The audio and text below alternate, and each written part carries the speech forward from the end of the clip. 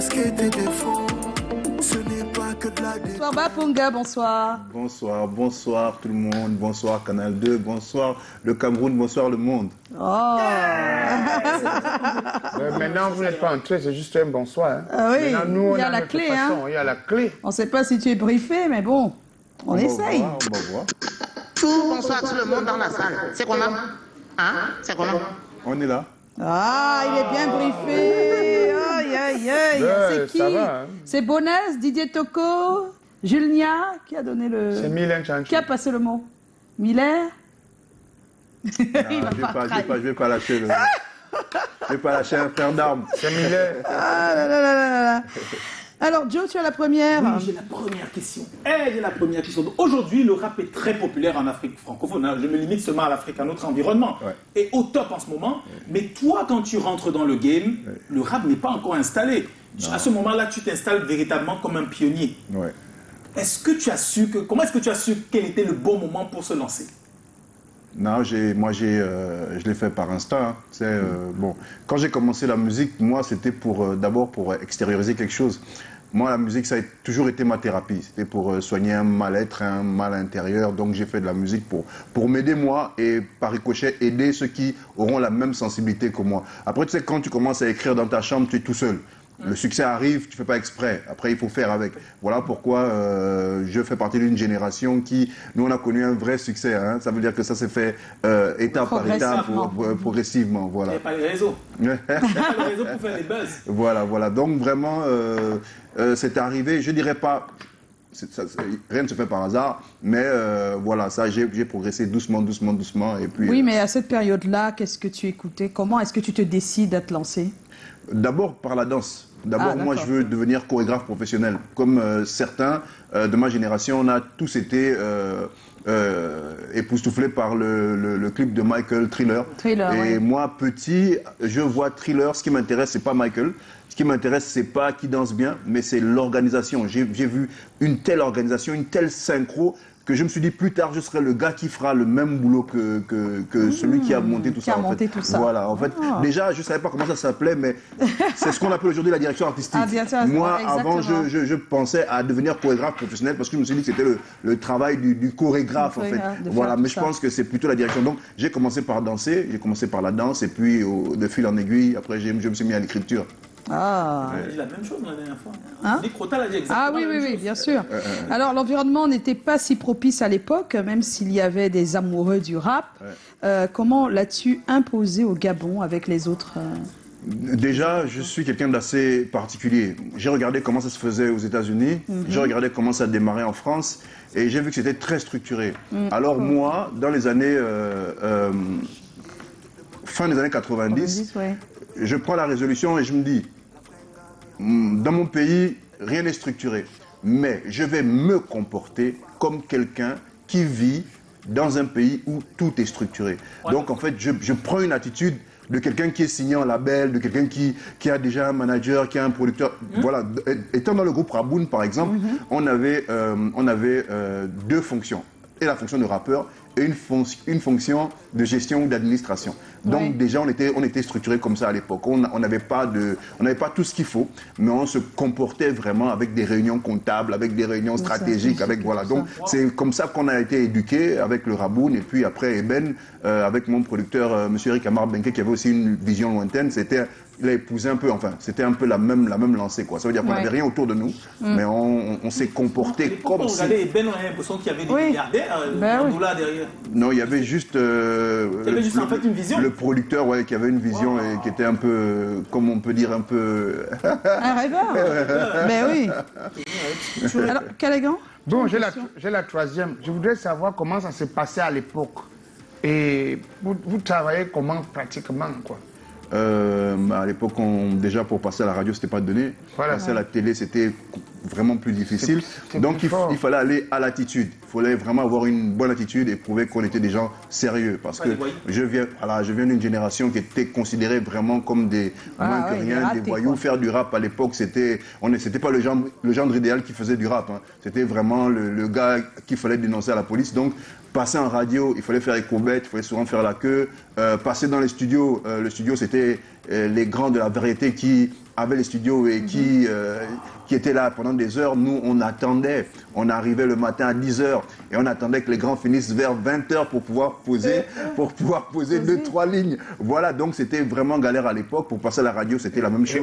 On obéissait aux grands. Hein. Voilà, moi je me rappelle. On pouvait te mettre dehors. Moi je me rappelle que pour monter sur scène, on arrivait à l'époque, on avait une foire d'exposition qu'on appelait Gabon Expo. Ouais. Moi j'arrivais à Gabon Expo, on était très jeunes et on attendait entre deux costauds. S'il y en a un qui est en retard dans le timing, voilà, il y a quelqu'un qui vient derrière et il demande est-ce qu'il y a un petit qui veut monter sur scène là. Et tout de suite on se battait pour.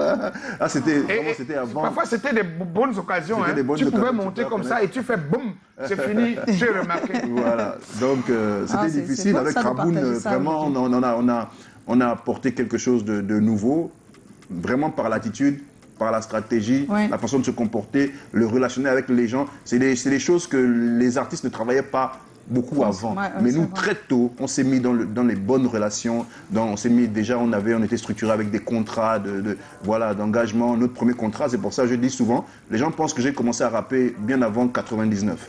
Mais je considère ma carrière en 99 parce que c'est en 99 qu'on a signé nos premiers contrats. Même avec des marques, c'était en 99 que tout a commencé. D'accord. Et quand ça a commencé alors, comme ça, le groupe dans lequel tu as évolué à tes débuts est un tremplin pour toi, puisque tu le dis là. Comment te mets-tu ensuite à ton propre compte? Je me mets à mon propre compte, c'est parce que souvent quand on est en groupe, les idées perso ne passent pas. Les idées perso ne passent pas. On a des aspirations, des inspirations qui ne passent pas avec le groupe. Le groupe, souvent, c'est à l'unanimité, on vote. Ça passe, ça passe pas. Ça passe. Donc, même quand on a des propositions de texte ou de son, souvent, c'est pas retenu. C'est mis de côté. Alors, si c'est mis de côté, ça peut me servir à moi en solo. Donc, voilà comment, en fait, une carrière solo va démarrer tranquillement. Moi, quand j'ai fait mon ça se passe bien pour toi, puisque après, oui, déjà, après Raboun, j'ai fait ma carrière solo qui démarrait à peine avant que je rentre dans Eben. Parce que ma carrière solo commence à exploser que je suis recruté. Voilà, que je suis recruté dans Eben. Et donc, bonne aventure avec Eben. Et après, même chose, après 2 contrats de 3 ans. Après, j'ai encore des idées qui ne passent pas avec la direction artistique. Et je me dis, bon, je vais me lancer en tant que producteur. Voilà. Et donc, c'est comme ça que le 3e album va arriver. Wow. Joe, tu as vraiment bien produit. Alors, quand tu regardes l'évolution du rap aujourd'hui, à l'époque, il n'y avait personne, on vous traitait de voyous. Aujourd'hui, en Afrique, il y a plein de majors internationales qui viennent pour signer des artistes. Qu'est-ce que tu penses de l'évolution du rap, globalement? Globalement, je pense que ça va.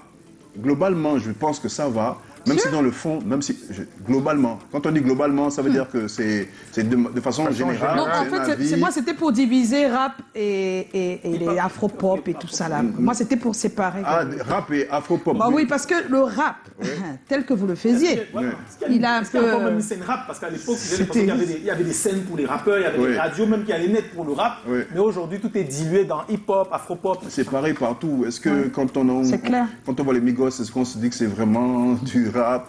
Est-ce que ce qui se fait à Atlanta, est-ce que se fait, c'est vraiment pas ce qui se faisait à New York dans les années 80 ou dans les années 90, quand on voit l'âge d'or du hip-hop même aux États-Unis, c'était le Queens, c'était le Bridge, donc c'était Ça a beaucoup changé. Ça a beaucoup changé. Même chez eux, ça a changé. Même en France aujourd'hui, quand on regarde PNL, ça a beaucoup changé. Donc quand on parle de scène hip-hop, on met tout ça dedans. On englobe. D'accord. Alors qu'est-ce que tu te dis de l'évolution qui... Je pense que ça évolue bien. La preuve, les majors arrivent. Mais là où le bas blesse, c'est que nous ne nous structurons pas encore assez bien. Ça veut dire que en ce moment, il y a l'artiste qui évolue bien en Afrique parce que l'artiste est inspiré, c'est normal. Les Africains sont inspirés de naissance. Hein. Nous, on a le rythme, c'est inné. Mais maintenant, il faudra se structurer, avoir de vrais métiers de l'art pour pouvoir négocier et discuter avec tous ceux qui vont arriver vers nous. Droit dans les yeux dans les yeux, pour avoir justement des partenariats gagnants-gagnants. Mais là, quand on a des majors qui viennent signer des artistes qui ne savent pas vraiment comment négocier, surtout quand ça arrive, et que l'artiste, lui, d'abord il veut le buzz, d'abord il veut l'exposition, d'abord il veut... Donc il ne prend pas de recul. Voilà, il ne prend pas de recul et il ne se regarde pas dans 10 ans, dans 20 ans, qu'est-ce que ça va lui apporter. Donc souvent, c'est là où le bas blesse. Il faut faire très attention quand on se lance dans des grosses signatures parce que sur la durée, ça peut faire très mal. Après, la musique, on voit aujourd'hui en Côte d'Ivoire comment ça évolue. On voit le Cameroun aussi et donc... ça commence à aller bien. Mais il faut faire attention justement, il faudrait que les artistes, les marchés en local se structurent avec des vrais métiers par rapport à tout ce qui tourne autour de l'art. Qu'est-ce qu'il faut pour ça? Mais c'est ça, parce que c'est la question que j'allais poser, parce que c'est bien beau, il faut se structurer, mais ça fait longtemps qu'on le dit en fait, et on ne voit pas qui est structuré finalement depuis des années. Parce que je ne sais pas si c'est comme chez nous, mais les gens ne courent pas vite après les formations. Dès qu'on dit formation, atelier, les gens ne sont pas très friands. C'est pareil. Ah d'accord, voilà. Dès qu'on dit atelier de formation, dès qu'on dit stage de formation, en fait, ici, on préfère le show. Dès qu'il y a show, dès qu'il y a cachet, tout le monde est là. Show, concert, spectacle, cachet, tout le monde. Ça donne l'argent, ça le dirait. Mais en fait, ce que peut-être les jeunes, non, c'est pas pour être l'avocat de ceux qui ne devraient pas en avoir, entre guillemets, mais des fois, je pense qu'il y a aussi un problème de communication, c'est qu'ils ne comprennent pas en quoi ça va leur être utile. C'est-à-dire que quand ils voient ceux qui ont réussi, entre guillemets, à travers le monde, dans les autres continents, jamais dans le passage, on ne dit qu'ils ont fait des formations. Jamais dans leur façon de vivre en tant qu'artiste, ils disent, même si tu regardes les bios, tu ne verras jamais dans les bios formation en ceci. Non, en fait, ce qu'il faut comprendre. Ou atelier. Ce qu'il faut comprendre, c'est que quand on parle, on prend un exemple concret, quand on parle de Davido, c'est pas Davido qui a fait les formations. Mais je pense que son manager, je pense que son booker. C'est pour ça que je parle des métiers autour de l'artiste. Donc l'artiste est là. Voilà. Donc l'artiste, lui, c'est un fait. Lui, son travail, c'est aller en studio, chanter, être inspiré. Donc on parle de tous les métiers autour de l'artiste et de l'artiste. On n'est plus dans l'art pour l'art.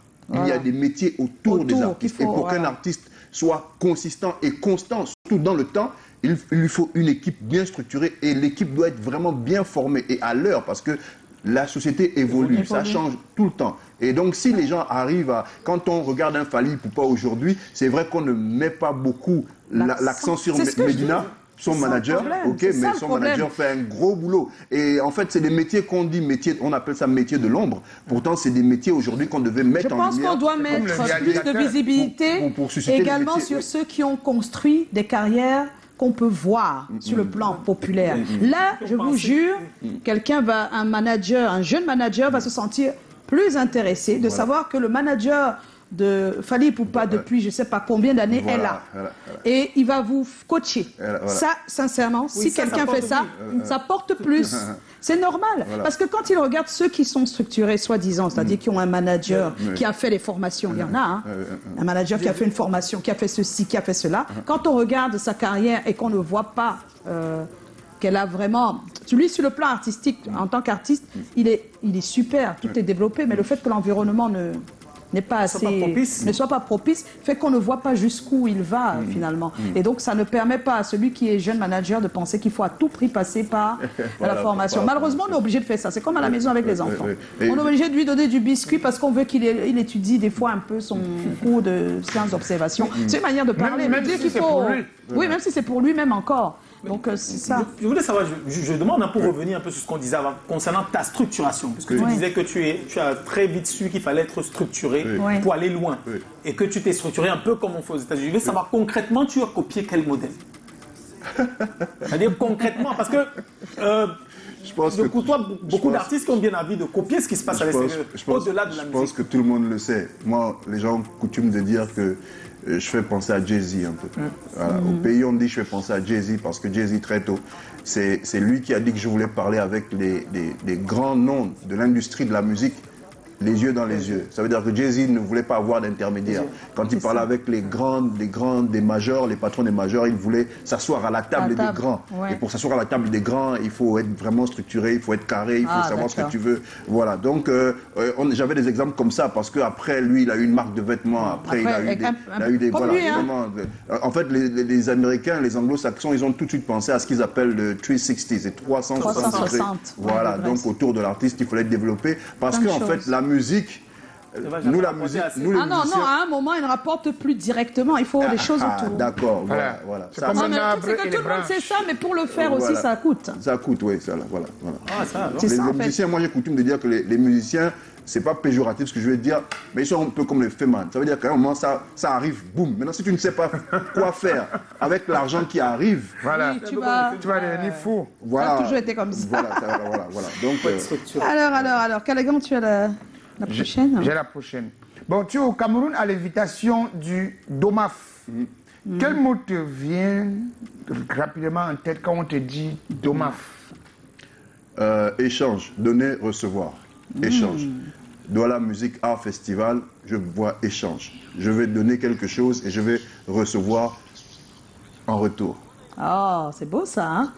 Et tu vas tu vas être sur scène, ce sera demain. Voilà, donc d'abord je viens partager l'expérience de la... Moi je suis quelqu'un, c'est comme ça que je suis. Quand je vais sur un festival, sur une invitation, surtout à l'extérieur, j'observe beaucoup. Et l'observation, c'est ce qui m'a construit, c'est ce qui m'a fait. J'observe beaucoup, je laisse rien passer, je pose beaucoup de questions. Pourquoi ci, pourquoi ça? Depuis hier, je tourne en radio, je suis fatigué, mais je ne fais que ça.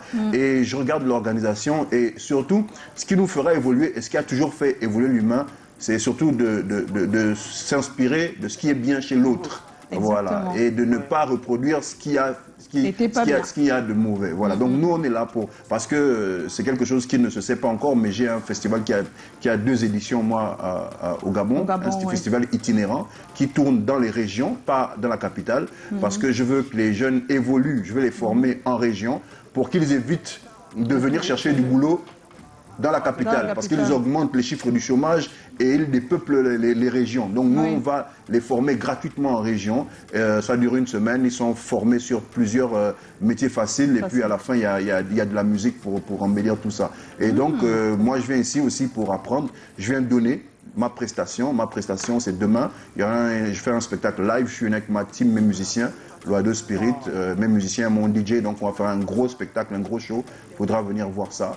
Et donc, et ce que tu portes, c'est ta marque? Oui, cas par cas ici. Cas par cas. C'est exposé je suis venu avec la directrice de cas par cas, qui est mon épouse. D'accord. Voilà. Wow. Ça, c'est le commerce de chez nous, ce qu'on appelle le commerce triangulaire. Le commerce de Bamileke. Voilà, madame est à la tête. Voilà, les enfants sont à la structure. Et le père contrôle tout. Avec la caméra de surveillance. Donc, elle est là, elle défile, elle est sur le défilé de samedi.